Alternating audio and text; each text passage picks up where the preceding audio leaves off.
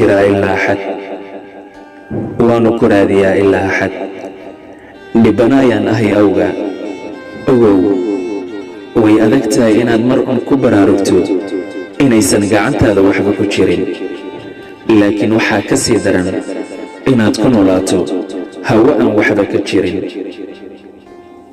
maxaad laabtayda ku ilmaysay adiga oo xanuun la taag daran, igana dalbaday inaan weligay garabkaaga ka tegin. anna maxaan habeenno badan la gamci waaye cishqiga aan ku hayay ee miranayay qalbigayga. haddii aad sidaan iiga daldoorsanayso, maxaad igu abuurtay jacaylkan xanafta iyo xanuunka leh? maxaad iigu habaysay haasaawo macaan iyo hadal halaasi ah oo ii horseeday dhaawacan aniga? maxaad wadnahayga ugu diidanayd inay cid kale kula wadaagto goortii aad hantiday qalbigayga, huwatayna laabtayda? maxaad u halaagaysay naftaydii taagta darnayd?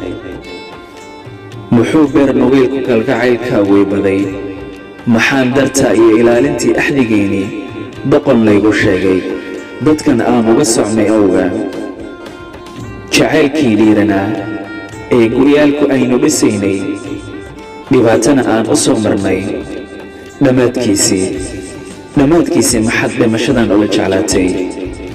waa mursal xuseen mursal. باي باي.